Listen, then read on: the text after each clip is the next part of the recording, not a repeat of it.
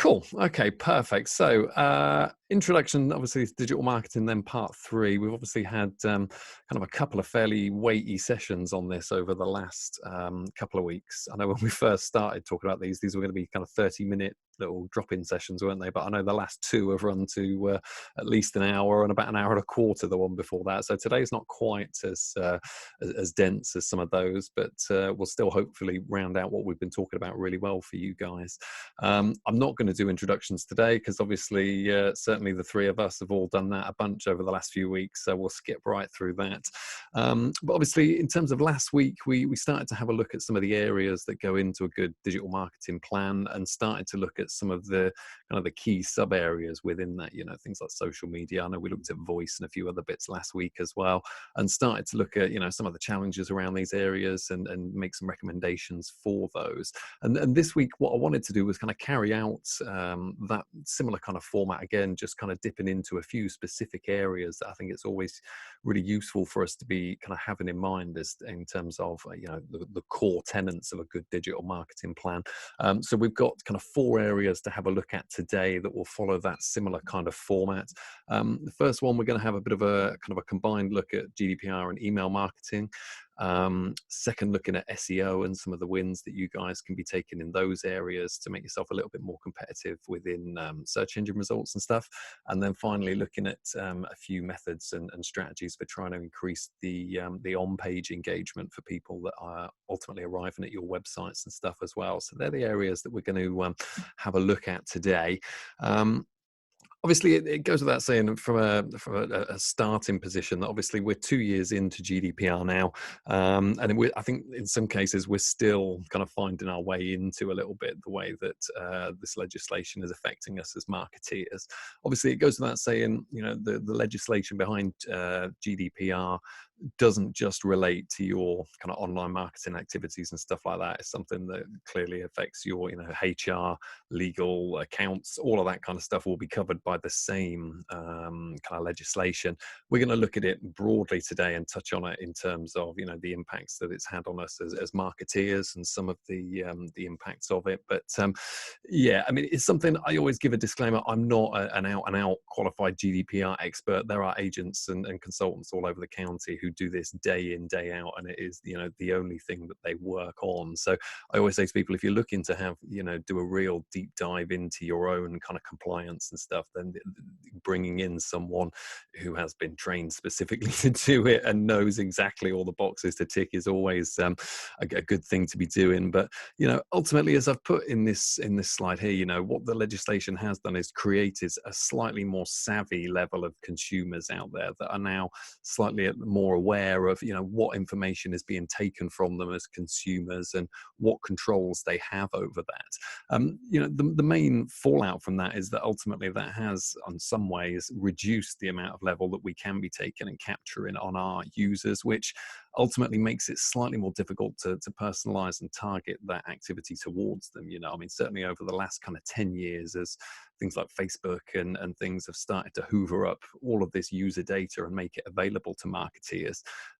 You know, it's been a bit of a gold mine / Wild West, depending on who you talk to, in terms of the amount of personalization and targeting that we can offer, you know, because we've all been building our marketing campaigns around exactly that and making it as hyper relevant and hyper kind of targeted at users as we possibly can. Because obviously it goes without saying, you know, as I'll touch on a few of these slides, the more relevant and stuff it is to your consumers' interests and stuff like that, then ultimately the more they're going to open and act on any of the activity that you're pushing towards them. So, you know, it does run kind of counter almost to everything that we've been trying to do over the last few years. What that doesn't mean, obviously, though, is that things like email marketing is dead as a kind of going concern for you guys. You know, ultimately, if you're still putting together, you know, engaging email content and putting it out in the right way, then, you know, well thought out email campaigns are still a massive part of any good kind of digital marketing strategy. You know, ultimately, it's a very low cost activity for you guys. It's a way of reaching a huge amount of people in a single kind of action. It's very kind of unintensive in terms of labor. And honestly, we're finding right now, when we're sitting and looking at email reports with our clients and stuff, the fact that so many users are currently sat at home in front of their emails and their phones and stuff all day long has had kind of a big impact actually on some of the email campaigns that we've been delivering over the last few kind of weeks and months, as people have got a little bit more time to sit and sift through some of those incoming messages, then yeah, people are taking the time to explore them. So if you can kind of put the time into thinking, thinking and putting together, kind of sound strategies and campaigns to engage with your users through things like emails and stuff, then there's absolutely no reason that GDPR would stop you being able to do stuff like that. So nearly 2 years in, obviously it's a good time for those of you guys that have, were around 2 years ago and put these processes into place to have kind of a bit of an audit as to what went on at that moment. Are the processes we put in place 2 years ago still being followed? Are we following up on requests from users to view and cleanse their data from the system? And at the same time, are those processes and things that we put in place suitable as our businesses have grown and our data sets have grown? I mean, potentially there were businesses 2 years ago who were maybe managing stuff through fairly simple kind of password protected spreadsheets and stuff like that, but ultimately 2 years down the line are maybe now dealing with thousands and thousands of data records and stuff. So it's quite possible that very quickly, what we put into place 2 years ago is has rapidly kind of outgrown its purpose. So it's probably a good time, if that was the case, to maybe sit and revisit some of those processes.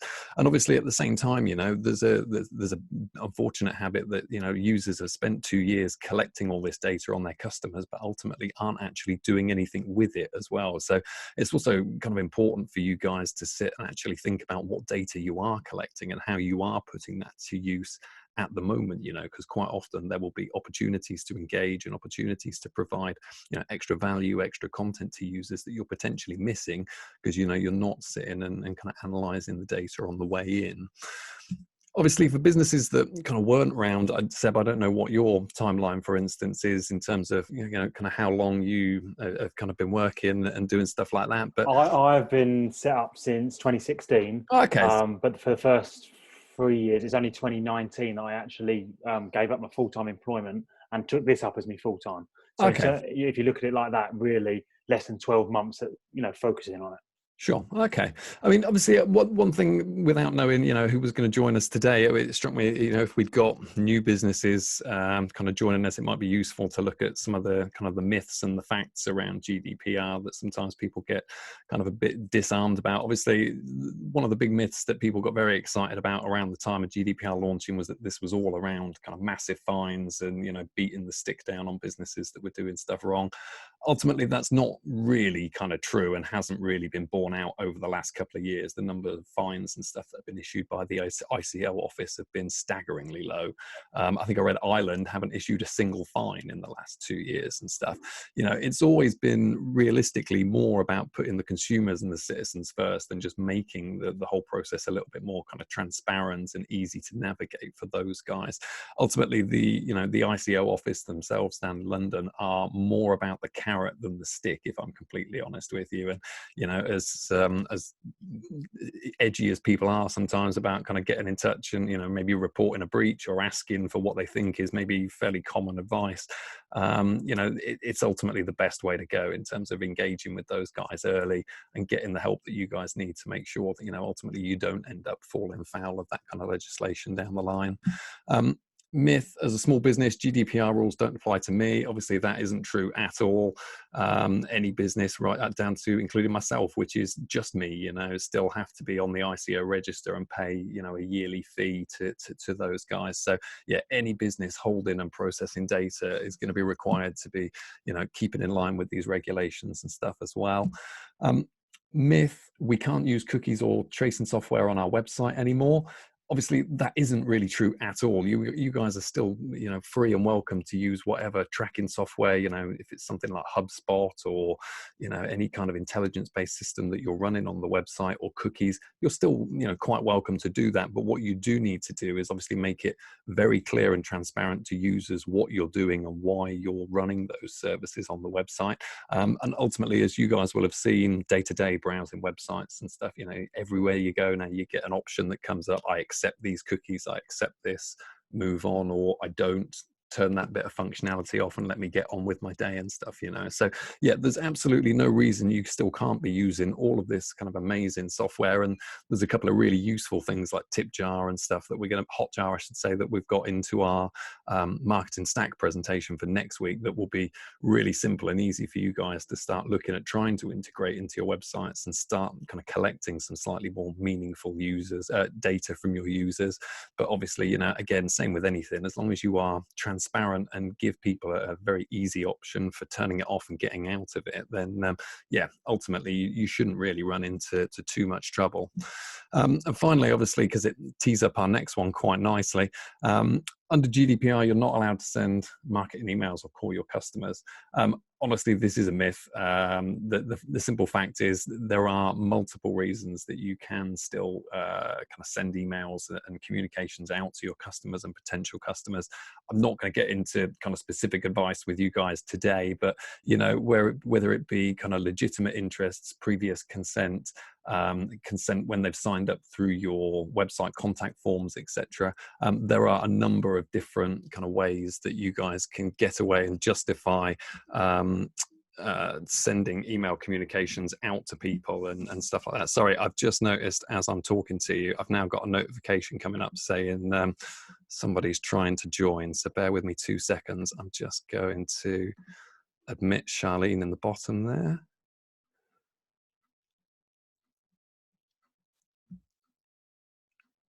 Hey, Charlene, can you hear us okay?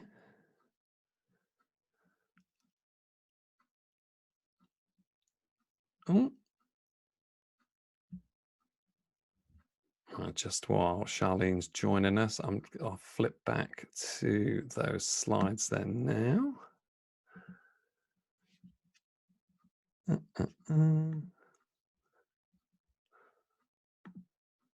Okay, sorry about that. Right, okay, so ultimately, yeah, while data might be, harder to come by today than it was necessarily, even 5 years ago, when we could just ultimately run all of this technology willy-nilly as marketeers and be rapidly harvesting as much data and intelligence as we want. There are still plenty of ways that you guys can be trying to find out all the information that you can about your users.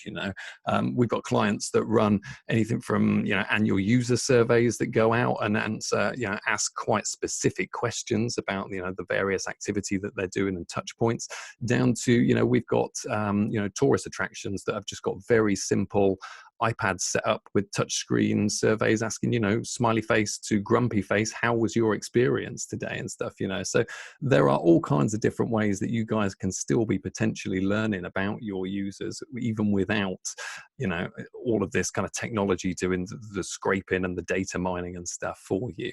Obviously, the easiest way to be kind of collecting usable information for you guys is to try and think about your sign-up forms on your website or your mailing list, however you are collecting those addresses at the moment.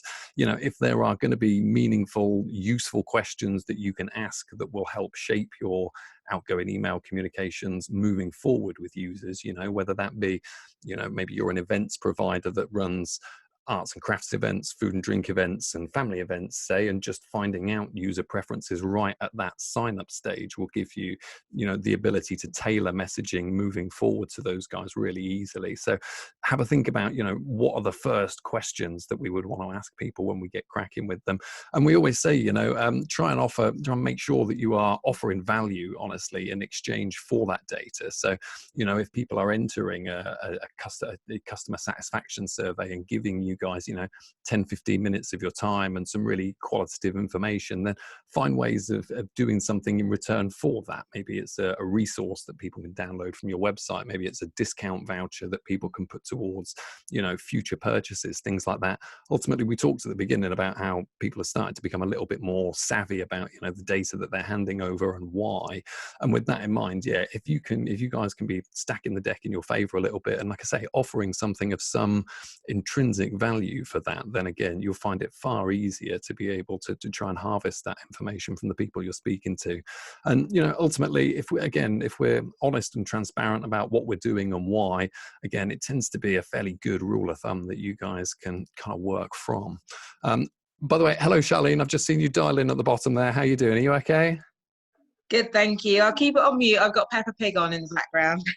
Lucky thing. Cool. No worries. So obviously, when we kind of sit down with clients for the first time and start putting together a bit of an email marketing plan with them, what we like to try and do is go through something of a 4-stage kind of checklist with them to try and make sure that we've thought about all of the important steps as we go along. So obviously, the first one that we want to try and get into place is making sure that we've got some kind of a suitable platform for helping us to deliver all of this activity. I'm not joking or exaggerating when I say I've taken over clients in the last couple of years who are still just kind of sending out emails via their Outlook, blind copying 400-500 people at a time into their Outlook emails and just going, bang, that's email marketing done for this week. But honestly, as users and as businesses, you guys know that ultimately isn't really going to do a huge amount to you. Obviously, there is so much noise generated in people's email inboxes, just as a matter of course, without you kind of adding to it, that ultimately we tend to find there are a number of kind of advantages to working within a specific kind of email platform for you guys that will help you kind of stand out and cut through that noise a little bit. Obviously, the first thing is that it gives you ultimately a great looking email package. So it's very easy to put email campaigns together with kind of templates and pre-built campaigns and stuff that even users with very little kind of technical knowledge or time to be able to experiment with can still put together, very fast email campaigns and start getting to work with it. Obviously, they all come with kind of mobile responsive templates. So in the same way that, users have grown accustomed over the last couple of years to making sure that websites run beautifully on all different email devices, emails are exactly the same. And people want to know that whether they're looking at it on their phone, their Outlook, iPad, whatever, that it's still going to look and behave exactly the same way in all of those places. Obviously, the other thing that working within something like MailChimp, for the sake of argument, gives you is the ability to kind of mass personalize all of those emails going out. When you take that copy and paste into your blind CC approach, you can end up obviously just kind of, it's just one blank copy and paste email. So something like MailChimp gives you the ability to personalize those messages, to tailor the content that's going into it to make sure that it's relevant to the users opening it as well. And obviously, most importantly for you, the other main kind of benefit it gives you is that you've got the ability to track and report on all of that activity that's happening as well. If you just send an email out through your Outlook, get 150 out of office replies, 150 people didn't get that email, but that's really all you know about how successful that email campaign was.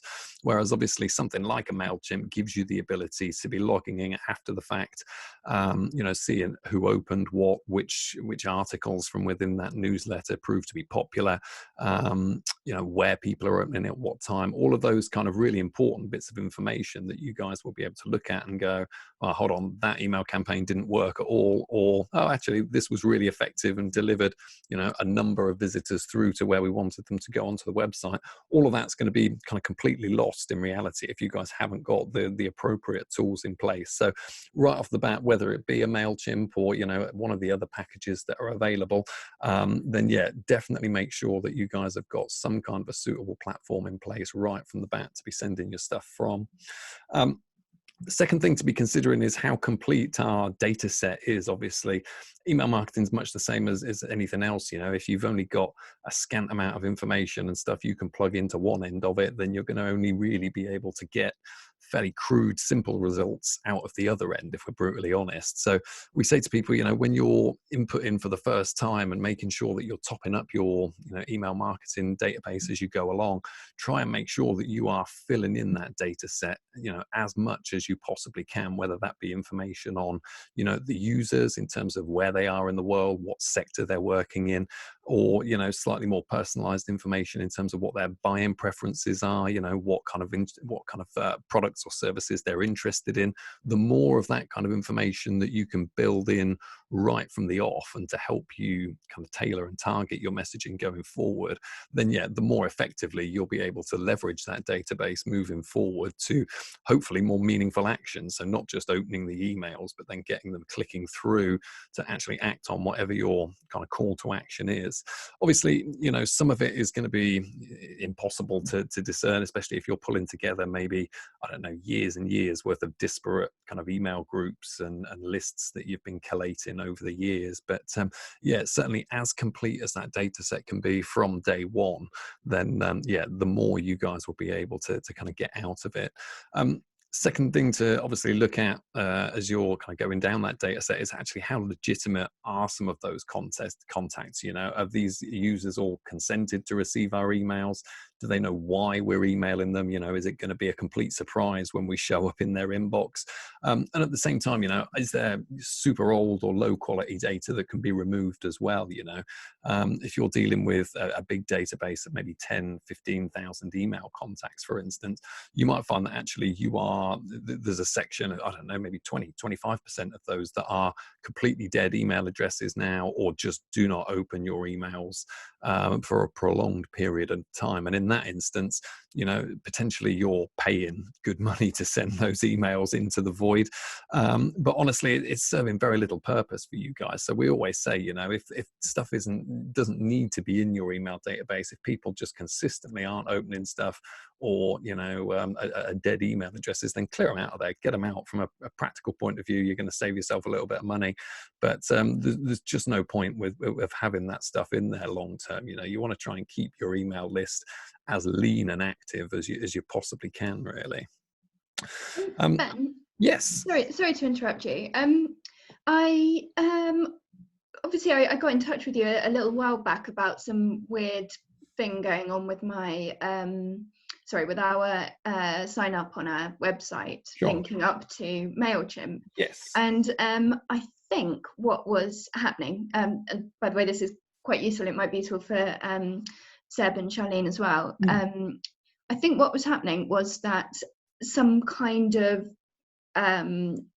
robot was basically throwing people's email addresses into our online sign up on the website. Okay. Because the names in the first name and surname box and the emails often bore no resemblance to each other. Sure. Most people, like for instance, my email address is obviously linked to my name and Sure. my organization. There's a link there, but often these didn't. And I didn't know whether you had any hints or tips about how to prevent robots signing random people up. Yeah, I mean, it is a problem because obviously there are, all kinds of automated scripts and nasties all over the internet doing exactly that. And honestly, 90% of the time, what they're doing by trying to, put in junk entries into your forms like that is they're trying to look for security vulnerabilities, because obviously when you complete that process, it sends information in different ways, and depending how you've got your security settings set up, it can sometimes be a hint as to a security vulnerability that people can exploit. So that's why you tend to get quite a lot of those quite low quality kind of junk emails getting put in there. In terms of steps trying to weed those out, the two things I suggest right off the bat would obviously be, first up, some kind of maybe a recapture or a security challenge as part of your sign up form, because obviously that is something that is far harder for an automated script to cheat and to beat. Honestly, I seem to fail about 50% of them. And by the end of it, I'm yelling at the computer going, no, you're a robot. I'm a person. Do you know what I mean? So certainly that's one way that you can help to weed out a lot of those kind of things. Obviously, some users get a bit sniffy about it, and there is a trade-off between making it as easy as possible to sign up versus making sure that the people actually are real people. But yeah, something like a reCAPTCHA, or even just a security question, what's 3 + 3, is something that, again, a computer script isn't going to have the intelligence and the functionality built into it to be able to crack that. So in that instance, it'll be judged as an incomplete form and will be kind of knocked out at the point of entry, if that makes sense. Obviously, the other thing that will help to weed out all of those kind of addresses from hitting your live database will be having kind of a 2-step sign up process. So rather than just, I've signed up, now I'm in the email, I sign up, I then get a confirmation list going, hey, you or someone you know has added you to this mailing list. Please click this confirmation link to complete your sign up. And between those 2 steps of having that technological step at the start to weed out the script and the human intervention step of actually having to confirm an email address to be added, those 2 should do the job quite nicely of being able to weed out some of those junk entries, I would have said. That's absolutely brilliant. Thanks so much. I was halfway there. So if I do the reCAPTCHA/security question thing, then we'll hopefully, fingers crossed, smash it. Fingers crossed. And again, they've got slightly better over the years as well. I mean, to start with, when they first came in, what they were doing was, do you remember the, what does this word say? And it would give you a string of kind of words and characters. Or what that was kind of built from was Google was at the time building this enormous database of online books and trying to digitize literature and all that kind of stuff. And so what they had was a huge long list of pages that had been scanned in where they couldn't work out what the word was. So they figured if they got thousands of people around the world to tell them what they thought the word was, A, it would act as quite a neat little security challenge, but B, they could use that to go back to the computer and go, right, that's what that word is, because 2,000 people have told us now. So once they'd finished doing that and kind of filled in all the gaps they needed to in their machine learning for that, they've now moved on to things like how many pictures have got traffic lights, or find the sheep in this picture and stuff like that. And again, yeah, I would say even just that simple little step. I know things like Ninja Forms on WordPress and stuff have got options where you can just drop them in wholesale and it will take care of generating all of those for you and stuff. But yeah, I'd say those 2 steps should hopefully weed out, I would have said, about 99% of the junk addresses hitting your forms. Is that all right? Cool. Okay, so next thing to obviously we always try and go through with users when they're starting to build in email marketing campaigns to their mix for the first time, is to actually kind of walk through the process a little bit and actually go through all of what a blank user arriving at your website for the first time, what does that journey look like? So obviously opt-in boxes have to be unchecked as a default. You can't just leave it checked anymore or say opt out of marketing messages. It has to be an explicit opt-in. Second note on there, always try where you can of putting that 2-step opt-in in place to make sure that the people that are signing up to the list have absolutely expressed that preference and acted on it twice, and you're kind of above reproach in that regard. Obviously, the other thing to think about, and what we always try and do with customers, is make sure that all of the emails being generated at that stage are as kind of customized and personalized as they can be as well. I personally, I find it a bit cold when I get an email link going through that just literally says, your email has been added here. Please click this link to confirm. We've tended to find over the last few years with customers where we've taken the time to personalize those kind of email campaigns. And hi, Ben, thanks a lot for joining our email list. We really appreciate it. We just need you to take 1 second to click this link and do it. And, when they've then completed the second stage, then, have a personalized follow-up going out. Oh, hi, Ben.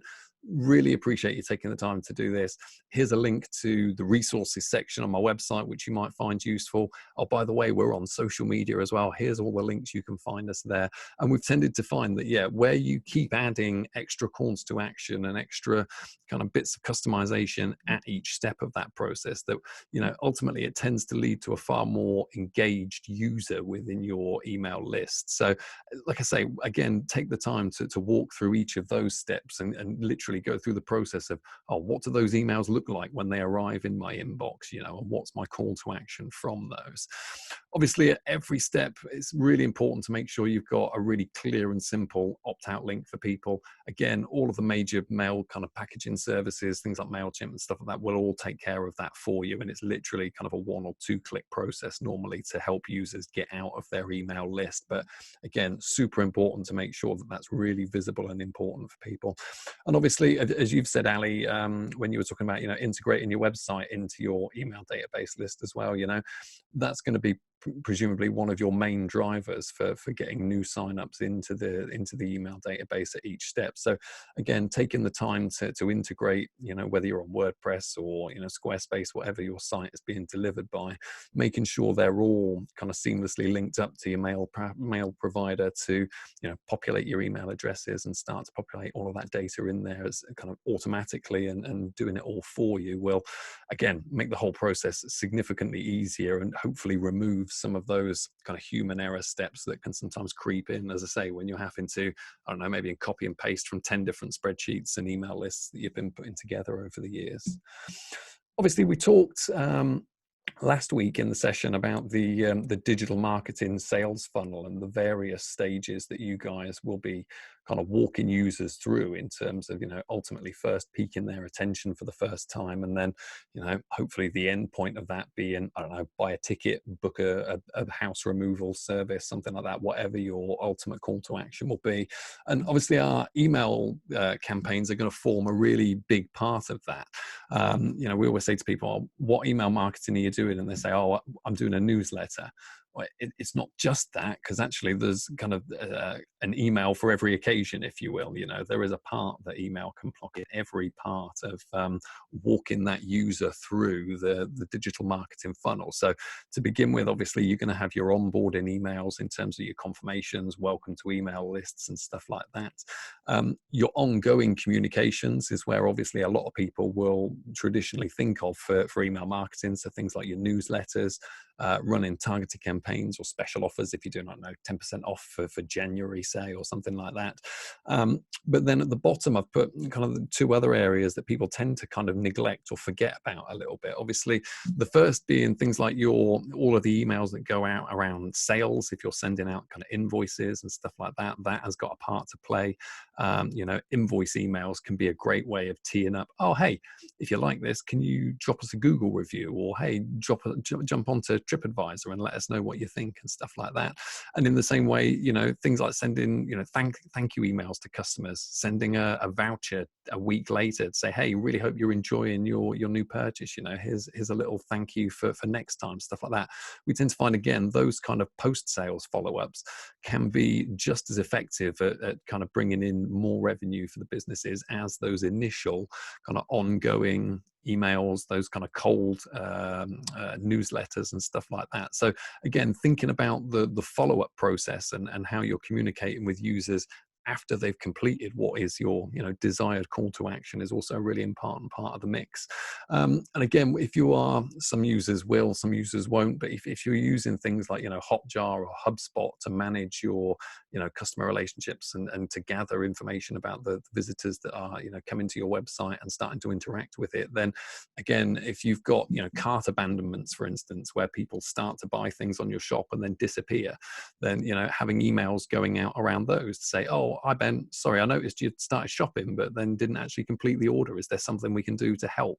Things like that can really help to reactivate users and bring people back into the site as well. So we like to kind of go through this process with people of trying to put them into their users' shoes, if you will, and try and get them to think about every kind of email that a user might potentially receive from them, from the point of signing up through to, you know, receiving their ticket, their box of goodies, whatever it is, through the post at the end of it, where hopefully kind of everyone is happy. And if we can try and make sure that, again, all of the kind of the steps that we're following are leading to the next one and tying back to our kind of overarching objectives, then, yeah, you know, ultimately it should be something that can provide some real value to you guys.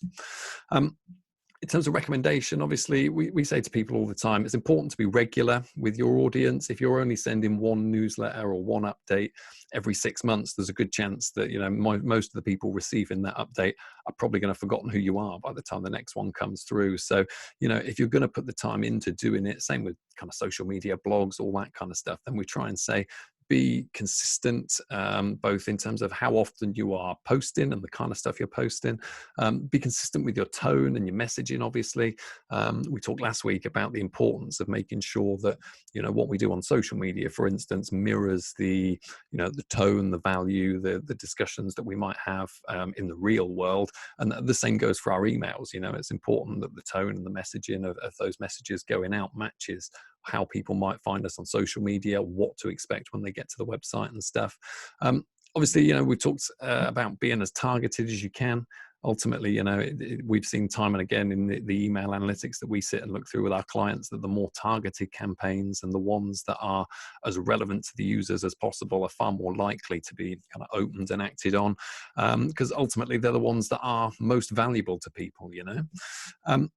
Again, make it as easy for people to leave as they can. Nobody wants to be kind of getting into a grump with their favorite brand, or even, a brand they just interacted once. You don't want to be having to fight with people because they're pissed off that you're sending them email messages all the time. So make it nice and easy for people to be getting out if they want to.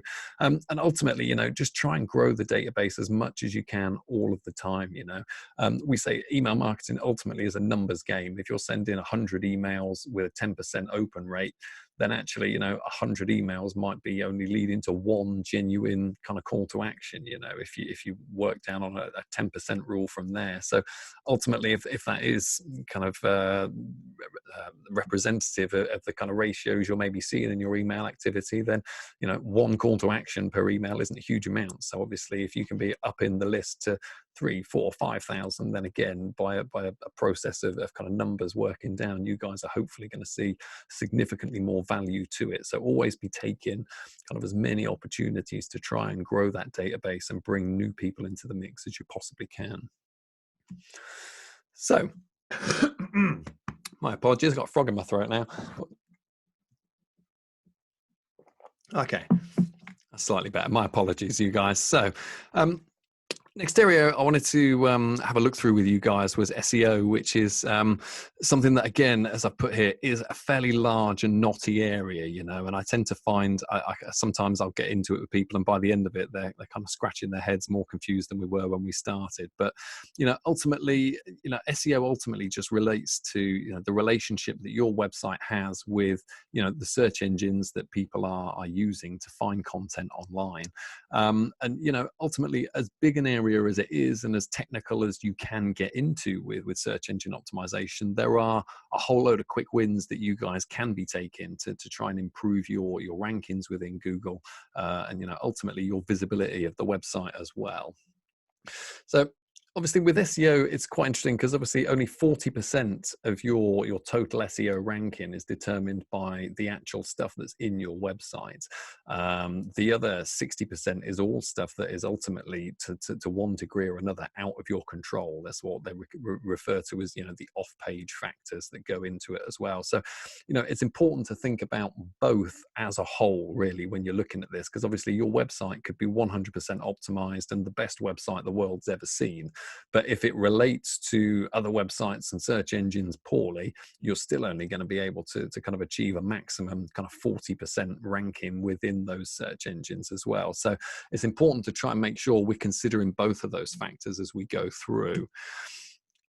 There are a number of kind of technical elements that go into your SEO score, all of which can be, to one degree or another, something that you guys can be kind of taking hold of and kind of improving for yourself. So obviously the big impact about 3-4 years ago now was the cull of non-mobile sites within search results. So obviously if your website wasn't mobile responsive, then Google started actively kind of deranking and deprioritizing those sites within search results. So making sure that your kind of site is mobile optimized is obviously one of the number one things that you guys can be doing to stay competitive. Simple things like having an SSL license in place will make a big difference. Show of hands, you guys happy, comfortable with what an SSL license is and what it does? Okay, so SSL license essentially adds kind of an extra layer of security to your website. So obviously sites that have got it are the ones denoted with HTTP. Secure sites are HTTPS. And so what it does is obviously it encrypts all of your communications within the website. So anybody kind of sending forms, stuff like that, or sending information through the site, all of that information is encrypted, which makes it far more secure for your users. The other thing, in the same way that Google kind of actively kind of deranked sites that weren't mobile optimized, it does now also flag up sites that don't have a search engine, a site license in place. So where sites haven't got a security license, you'll now see in Google a warning saying that this site isn't secured and to expect to be cautious before advancing. And some browsers will even block users from being able to visit those sites at all, which is obviously going to have, you know, a devastating impact on your website visitors if nobody can actually get onto the website. So again, for the sake of, you know, 30, 40 quid a year for an SSL license, always worth having one, putting one in place on your site and offering, you know, not only that level of security to your users, but from a search engine point of view, it's another big tick in the box that you can put very easily. Depending how technical you guys are, this may or may not be something that you can do a huge amount about, but obviously the type of hosting that your website is on will make a difference to the kind of the SEO score of it as well. Dedicated servers tend to score better than, you know, shared cloud storage, for instance. There's one particular domain registrar, I won't name them here in case they get in touch grumpily, but this one particular hosting provider is notorious for hosting large-scale pornography on the websites. And so as a result, Google looks at it and goes, well, anyone else that's on there is probably a bit dodgy as well. So we're going to derank those based on purely association. So things like that, and making sure that you're with kind of a reputable web host and on some kind of a dedicated hosting solution as well will be another quick win that you can kind of put in the box for you guys.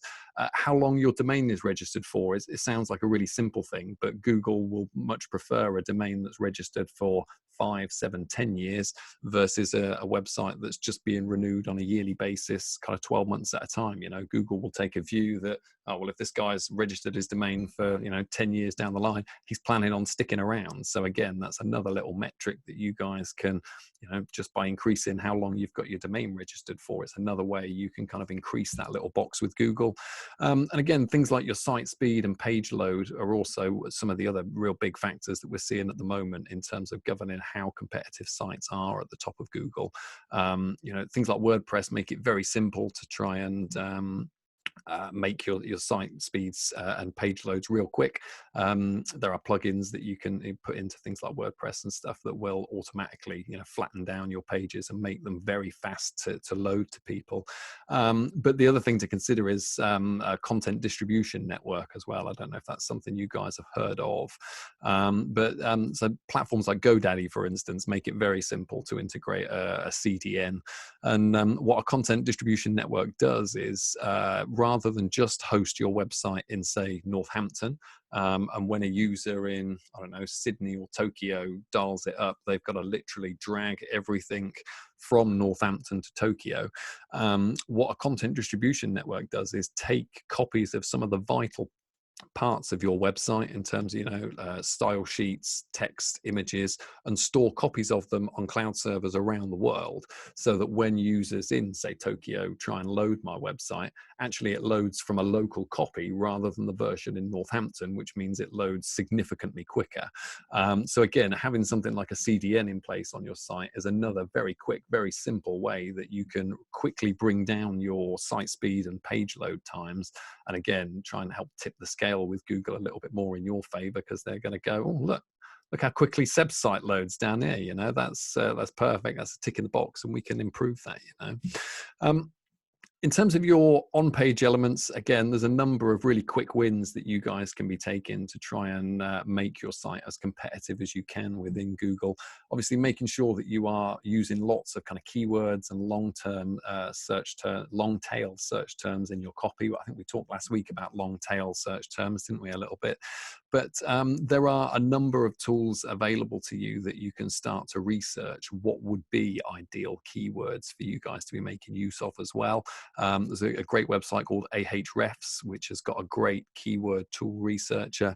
And again, Google Search Console as well, for instance, gives you the ability to put in particular keywords and find out, on a daily basis, how many people are searching for this particular term. What other similar terms are people searching for that are delivering, high search volumes? And using tools like that and kind of reverse engineering them a little bit into your copy and content that are going into the website will be a really good way of helping to try and identify the right keywords for you and making sure that they are kind of replicated within your copy as much as possible. Little things like putting keywords in things like your page titles and subheaders and stuff on your page will make a big difference. When you are putting copy and stuff into websites, things like your page title, for instance, as a default will go into what they call a H1 tag, which is a heading tag that Google will look at and go, okay, well, this is the main title of this web page. So that, for instance, is the perfect place to make sure that your keywords are all in your page titles, your blog titles, any kind of subheaders like that, where Google is going to look for important clues as to what that page is about. Make sure that your keywords are in all of those pages, because that's the first place that Google's going to look.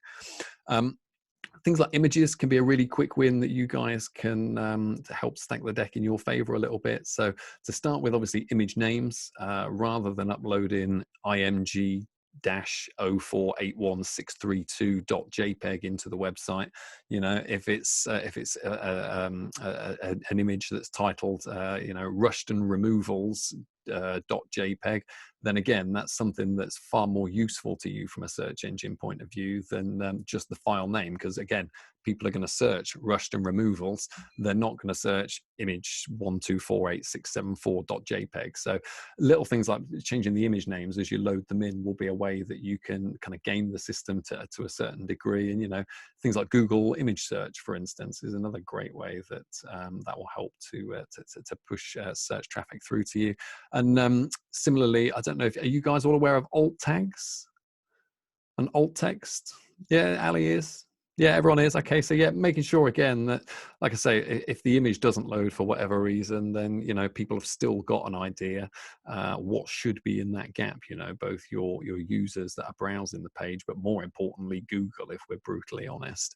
And honestly, the most important thing we say to people, in terms of stacking the deck in your favor, is to make sure that there's a fairly regular flow of new content coming in. When Google send out spiders to crawl the web and look for new content all the time, if it comes back to your site 2-3 times and nothing new has been added, then chances are it's going to stop coming back, or stop coming back anywhere near as regularly. So to make sure that you end up with pages stopping being indexed or whatever and dropping out of searches, then it's really important to make sure that you've got a regular flow of new stuff going in to give not only your users and customers a reason to come back and see you, but ultimately the Google search spiders as well. Now, obviously, I'm not going to get into all of the tiny detail of this particular diagram, but I think when I send the slides through, it's definitely worth having a look at. But this breaks down some of the kind of the important factors in what goes into determining your off-page SEO score. So anything from social media metrics, so how many people are tweeting or sharing on things like Facebook, how engaged people are with them over on those platforms, up to the relative trust and authority of other websites that are linking to you. There are a myriad of different calculations that go into this. But in terms of kind of quick wins, we say, you know, there's a few things that you guys can be doing to try and, again, stack the deck as much as you can in your favor. Obviously, the first one, dead easy, and hopefully it'll be something that will come natural after last week's session, is to be, you know, as active and engaged on social media as you can. Not only from a point of view of you guys, you know, getting onto your Twitter and Facebook and going, oh, hey, there's a new blog post on the website here you go, and pushing it out, but, you know, making sure that you've got things like sharing options in place within your site to mean that, you know, if I am on, you know, the Nenscape site for the sake of argument and find something that I like and I think is interesting, making sure that it's really easy for me to share that out to my contacts and stuff as well. So don't just be thinking about, you know, what can you be sharing as businesses, but also how can other people share this content on our behalf, because that's going to be a big part of the game for you guys. Obviously, utilizing and leveraging review sites and trusted authorities is really important. You know, things like Trustpilot, Yelp, TripAdvisor, all of those kind of places are becoming increasingly important in terms of the kind of the weight and the authority they have within search engine results and stuff. So again, make sure that you are kind of on those platforms, that they're all pointing at you, that people are engaged and active in those places as well.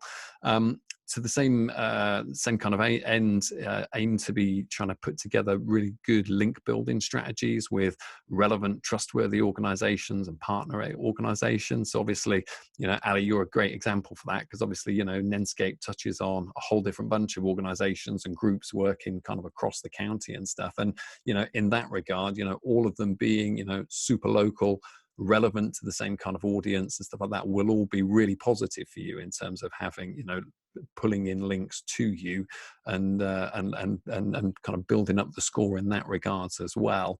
But we've put at the bottom, obviously, the thing to remember is it's important not to be afraid of disavowing bad links as well, because obviously when Google looks at the links coming into your website, it's not just oh, okay, well, there's links coming in, that's great, it must be a good thing. Back in the old days, that was the name of the game with link building. As long as you had links coming into you, that was really all that Google cared about.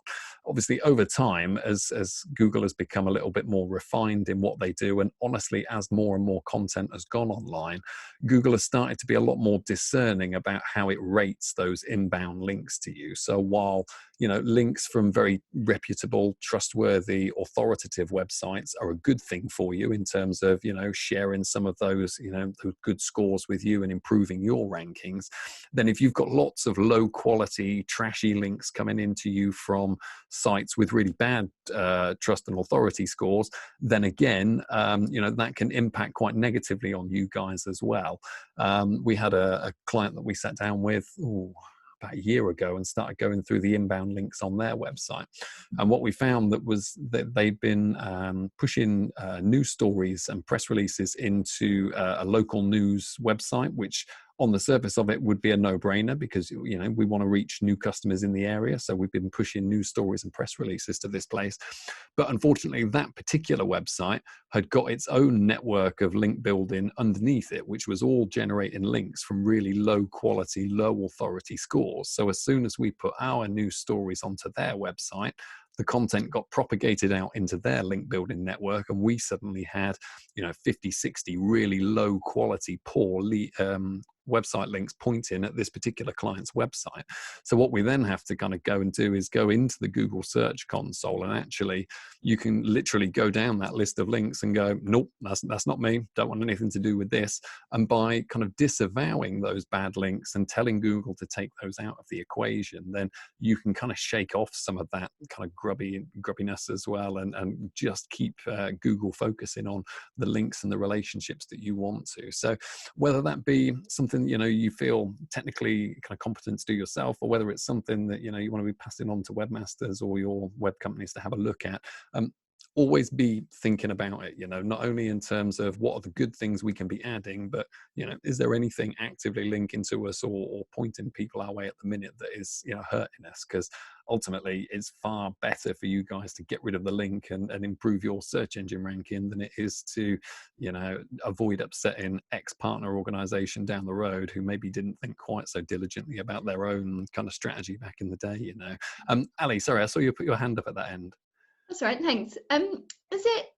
Could you just explain really quickly how to find that list of inbound links, please? Yes. Because, yeah, it'd be useful to know who is and who is not linking into us for me. So There's a really simple tool I can send you actually, where you literally just plug your domain into a website and click go, and it will spit you out a report.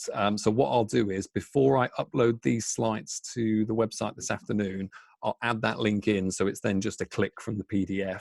But yeah, there's a whole bunch of places you can go and get a backlink report generated. And actually, I think one of the pages in a second has actually got a link to a site that will go through and give you a full kind of SEO audit of your website and stuff.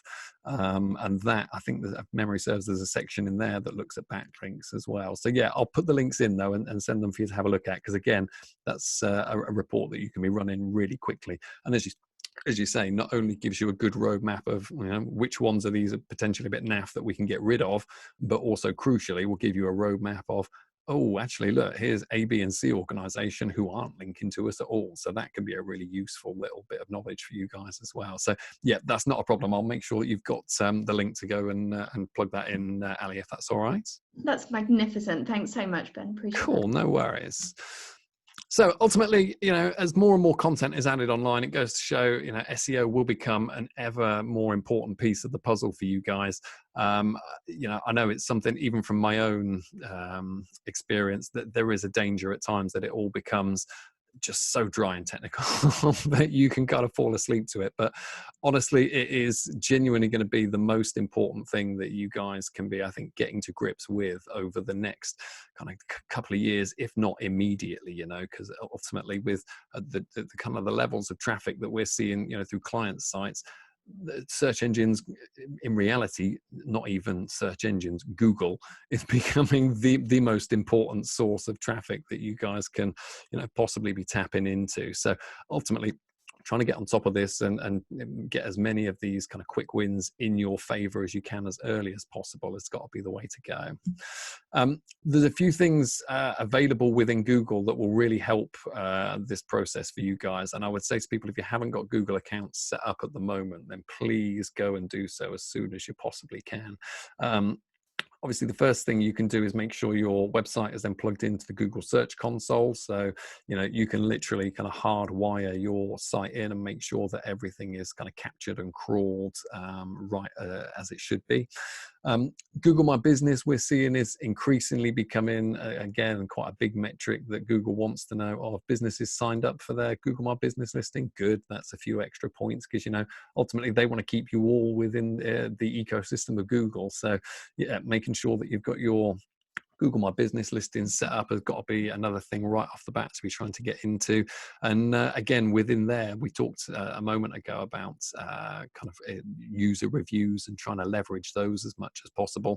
As important as things like TripAdvisor and Yelp and stuff are, they're not as important as Google Business listings. We found Google likes to know that that you're making use of that and that people are feeding back through those channels as well. So, whether that be a link in the bottom of all of your sales emails that say, oh, if you like this, feel free to, give us a review or something, or, whether you are a little more brazen with it and encourage competitions or something, I don't know, to get people reviewing them. But yeah, honestly, the more good positive Google reviews you can get going through your listing on there, they're like gold dust in reality. So yeah, please be trying to take every advantage of those. And in the same terms, obviously, make sure that you've registered for your Google Map pin as well, if that's applicable to your business, if it's something that you are quite kind of happy for people to be able to find within Google Maps. Because we're finding, as well as within kind of traditional search, people are searching just as much within Google Maps actually as well these days, rather than fire up the web and search for bakeries near me or something. If people are out and about and are feeling a bit peckish, they're just as likely to open up the map and search for businesses within their Google Maps app as well, because obviously it gives you the advantage of directing you right to the business when you're finished as well. So making sure that you've got kind of all of those boxes ticked off with Google right from the get-go, as well as your analytics from last week that we looked at as well, will give you kind of every advantage that you can possibly kind of start to make use of. In terms of kind of initial recommendations, obviously, we talked last week about the importance of your analytics feeding into things like SEO. Obviously, you know, your analytics will tell you at a glance how effective your website is at attracting people, at keeping people in the website, at pointing them to the content that you want them to. So do make sure that, you know, you're taking the time to carry out these kind of changes and updates to your SEO in line with what you've learned from your analytics. And like I say, be sure to try and get a report on your site as quick as possible. You know, you don't have to go to an SEO agency to find out what problems you've got with your site.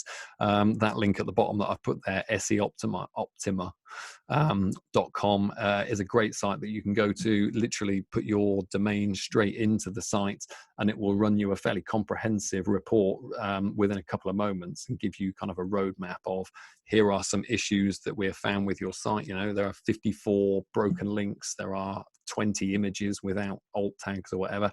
And that's a very quick checklist that you guys can kind of start to work through in terms of going, okay, well, I don't need an SEO expert right away, because actually I've managed to improve my score from, you know, a C to a B plus just by working through, you know, this fairly simple set of steps here. So like I say, definitely try and get a clear picture of you know, actually how your site is relating to search engines at the moment, as quick as you possibly can, really, because that and your analytics that are in place at the minute are going to be the best possible roadmap for working out which of all of the quick wins that we've just looked at are going to be your best first port of call to start trying to see a bit of an impact.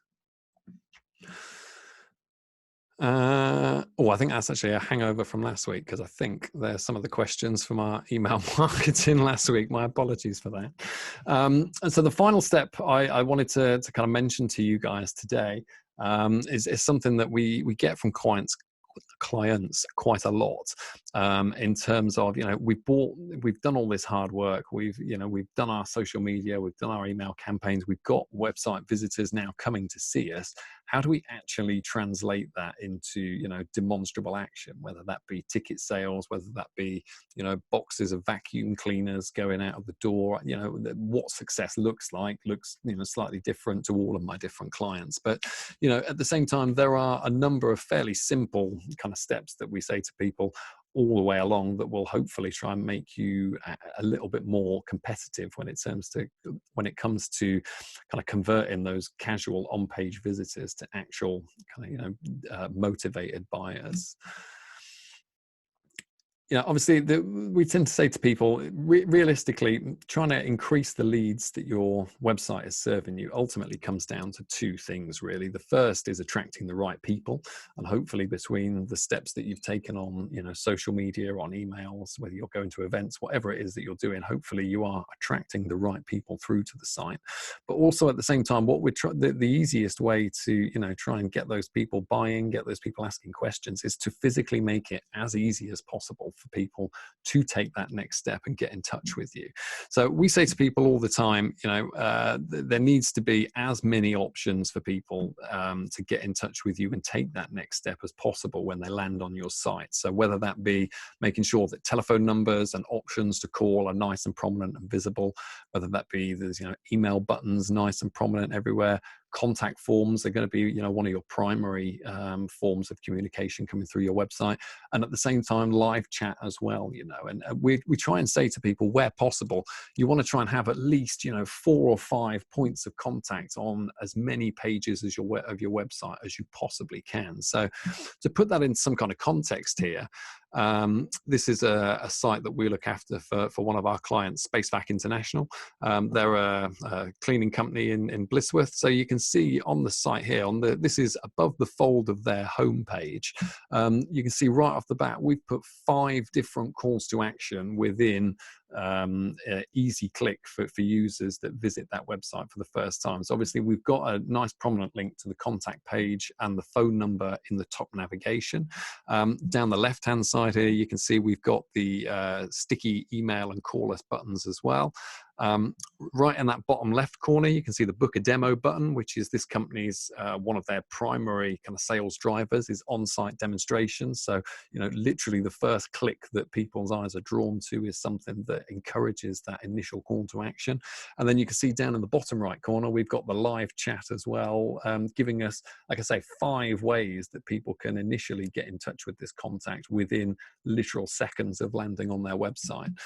Similarly, at the bottom of their homepage, we've then got another call to action, a kind of a reinforcement of the contact details just next to the contact form there. And you can see all of our other points of contact, whether that be from the navigation, the live chat, all those buttons down the left-hand side have all stayed what they call sticky and stayed with users as they've kind of made their way down the page and through the rest of the site. So where possible, you can see literally every page of this website that customers visit, whether that be something in the blog or the main homepage, there is a minimum of 5 calls to action on every single page within that. And what we found is as a result of putting all of these steps in, these guys are now getting 2 to 3 times the number of leads coming through the site on a monthly basis than they were kind of previously. So making it as easy as possible for people to take that next step, whether that be pick up the phone, chat to someone on the live chat, or fill in a contact form. The name of the game is, like I say, as much as possible and as many places as possible, and you'll very quickly hopefully start to see kind of an uptick in those areas. One of the things we're seeing predominantly as one of the main drivers of that is the one from the bottom right corner that we just looked at a minute ago, which was the live chat. I'm assuming you guys have all had some experience from on one website or another of using this kind of functionality. And what we're seeing is in addition to live person-to-person conversation going on these kind of platforms, we're also seeing more and more businesses starting to deploy kind of automated channels and robots starting to have a lot of those conversations with people as well to try and ultimately cultivate visitors into leads. This was something that was initially brought in, and I think spearheaded is the word I've used here, by Facebook initially. Obviously, about 5-6 years ago, Facebook brought in a range of tools that allowed people to put these chat bots into Facebook pages, for instance. I don't know if you guys are currently making use of those at the minute, are you? No, okay. Well, I mean, yeah, a few years ago, Facebook, I should say, sorry, introduced a little set of tools within Facebook pages that allowed kind of automated chats to take place within Messenger. So when users oh no, sorry, I've just gathered. Yeah, I am making use of those. I was just okay, cool, yeah. Okay, just sort of an automatic. So when someone sends a message, it's like, "Hi Ben, thanks for your inquiry, blah blah blah." That's it, yeah. Yeah, I got you. That's it. And while it seemed like a fairly straightforward and cool little bit of functionality at the time, what it's actually ended up doing, I think, is starting to get more and more users kind of acclimatized to that kind of behavior. In the same way that Minesweeper and Solitaire were introduced on Windows to train people how to use a mouse. Facebook has kind of done the same thing with live chat, by forcing people to kind of get used to that kind of sort of interaction with people in a really big user area like Facebook. It's kind of bled into the rest of the world and the rest of the internet really neatly, actually. And that kind of take-up curve of people kind of getting into chatbots and being prepared to engage with them on a daily basis has gone up kind of dramatically over the last few years. 86% of millennials on this slide here reported kind of positive experiences with automated bots and live chats. And even across the board, outside of what people might say are slightly more tech savvy millennials, 61% of users across the board reported a positive experience with these kind of live chat situations as well. And honestly, we've been kind of running this software with various clients across various sectors over the last kind of 6 to 12 months, and we have seen consistently it has been the #1 driver of kind of new business and new leads coming through people's websites day to day. Just to give you an example, we had a client about 3-4 weeks ago who had a customer query come in saying, "Hey, can I get a price on this particular bit of kit?" the bit of kit the customer was looking for was actually this client's competitors.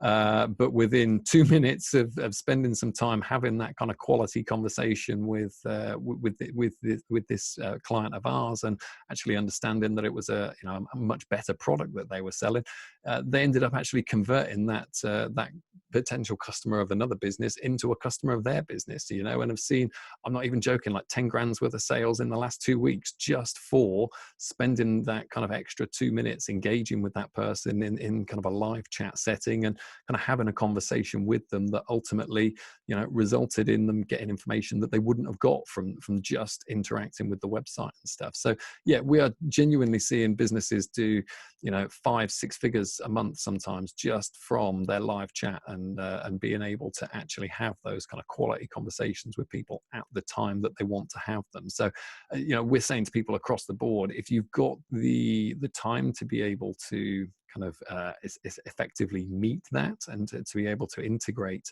some kind of a live chat functionality into your mix day to day, that ultimately it's going to be one of your kind of big drivers in terms of increasing on-page lead generation over the next kind of couple of years, as more and more people kind of get used to the various bits of functionality that are around. So in terms of kind of wider recommendations to kind of tie all of this, he says, hopefully together, all of the steps that we looked at today ultimately have been geared around trying to efficiently reach and engage with both our actual and potential clients and users. And making the most of all of that needs to ultimately tie in and be a result of the marketing plan that we started putting together last week. In the same way that we talked last week about things like social media and stuff, all of these kind of discrete parts need to be kind of coordinated as much as possible, kind of between all of the various different platforms, and in line really with all of the kind of the objectives and the timelines that you guys set out when kind of putting together your kind of digital marketing plan. It goes without saying that's going to change. That's going to, be a slightly different shape at the end of, 12 months, 2 years than it was when you first started to kind of put that plan together. But, as long as you kind of keep that set of objectives and what you're trying to achieve at the center of whatever you're thinking at every step, then hopefully it will make all of these kind of materials start to work slightly more efficiently for you across all of the different platforms. We'd say, make it as easy as possible at every step of the way for people, whether that be, if they're a Twitter follower, whether they're a member of your email database, make it as easy as possible for them to get what they're looking for, or to get, to where they want to be. Always remember, as I think we've talked about this, I think pretty much every week over the last month now, but be sure to make sure you are testing, refining, adapting at every stage as well, to make sure that, what you're doing is ultimately doing what you want it to. There's nothing worse than spending 6 months delivering, an amazing campaign of emails and blogs and social content and stuff, only to find that actually this hasn't resulted in the uptick in sales that I was expecting, for instance. So, make sure that as you're going along month to month, you're taking every opportunity you can to look through your email reports, your social analytics, your web analytics, and make sure, actually, is this working? Is this doing what we want it to?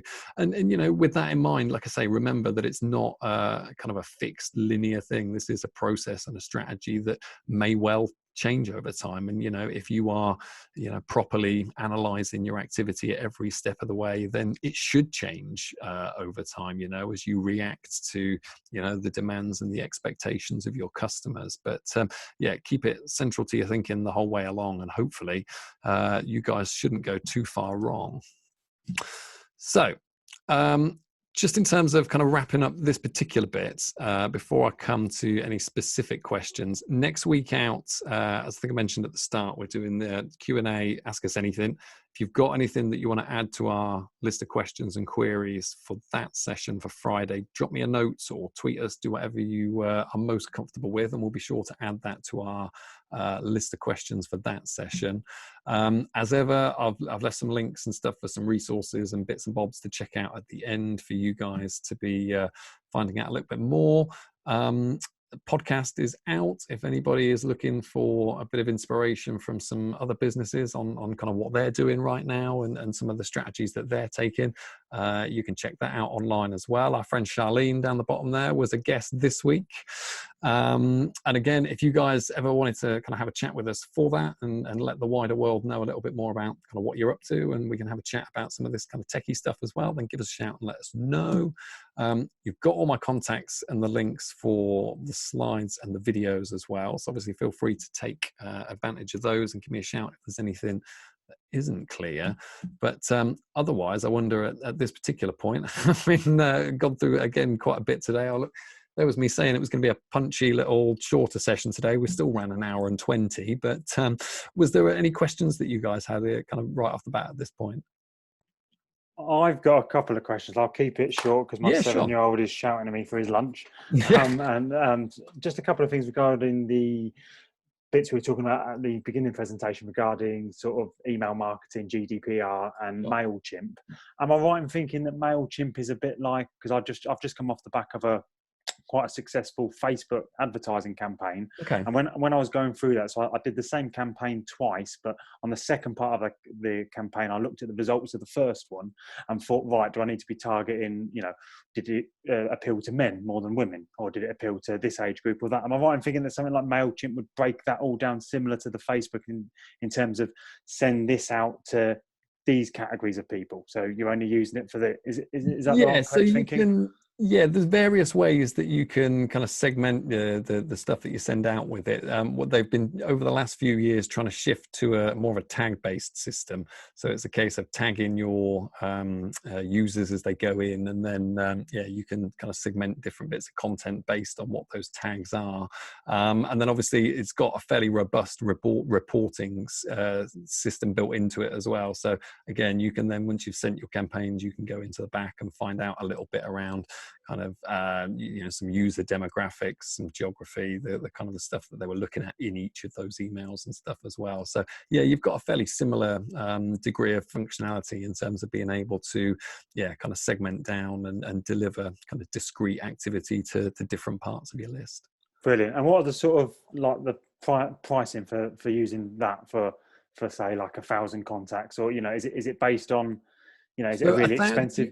Okay, so the MailChimp itself, there's a free level up to 2,000 users, which there are some limits to it in terms of like the number of emails you can send in a month. And I mean, me at this stage, that sort of free option would be more than enough. Absolutely. I mean, in terms of email marketing and that, I mean, most of my inquiries come through sort of iMessage, WhatsApp, Facebook, Messenger. So email is, I would say, more of a bit more old school in the fact that people don't ring me as much as you'd expect them to. Normally it's sort of a couple of messages exchanged, and then when they like the feel of the answers, then you'll set up a phone call or something like that. But am I right in thinking that with the GDPR, if someone was once my site is all set up and running, and once I'm said, right, let's book a quote or book a viewing, and they click that and they put their email in there and they've signed up and they've clicked the box and that, then I have their email address now, and I'm entitled to send them a message until they say otherwise. Yeah. But if someone was to see my details, go on my website and see my email address and think, oh, that's great, I'll write it down on a piece of paper, and then they send me an email the next day, and I don't know that that's particularly come from the website, but it's just an email come through that way. Am I right in thinking that because they haven't gone through that method, I really am not entitled to message them in a week's time to say, hey, I've got a 20% off sale in July on any single collections in Northamptonshire? Am I right in thinking that you have to make sure it's with this new legislation, or this 2-year-old legislation, you have to be very careful about making sure that you followed the correct steps in ensuring that they've ticked the boxes where they needed to? Sure. I mean, if you've personally, I think if you've got the time to be able to go, oh, hey, I'd love to add you to my list. Here's a link that you can opt in, then that's a great step to take, because obviously that covers you unimpeachably in terms of being able to go, look, I gave this guy every step. Here's how it's gone, kind of gone.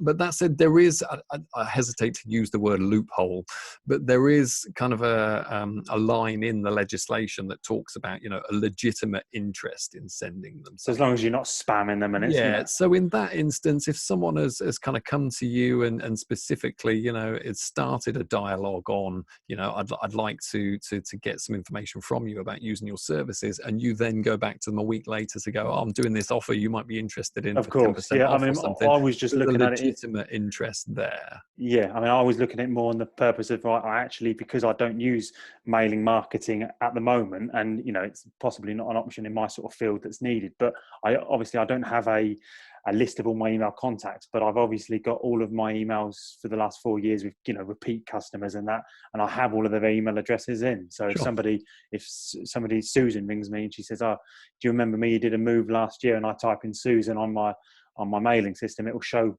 the move that I did last year. So I was just wondering, the sort of legislation with that. I mean, it's interesting to know that if there is sort of ways that if there's been a connection before, you can contact them again. But obviously, and in those instances, it certainly sounds like the legitimate interest line would cover you fairly effectively. And okay, cool. If they're old customers, if they are people that like I say, legitimately would want to hear from you, then absolutely, as long as you've given them the option to again unsubscribe, opt out at kind of every step, then again you should be okay.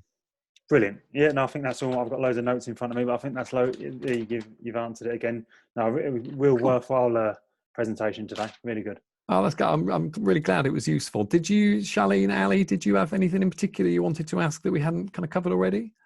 I'm okay, actually. I think you covered quite a lot. If there's anything that comes to mind, I'll send an email with a list for the Q&A next week. Yeah, please do. Okay. Please do.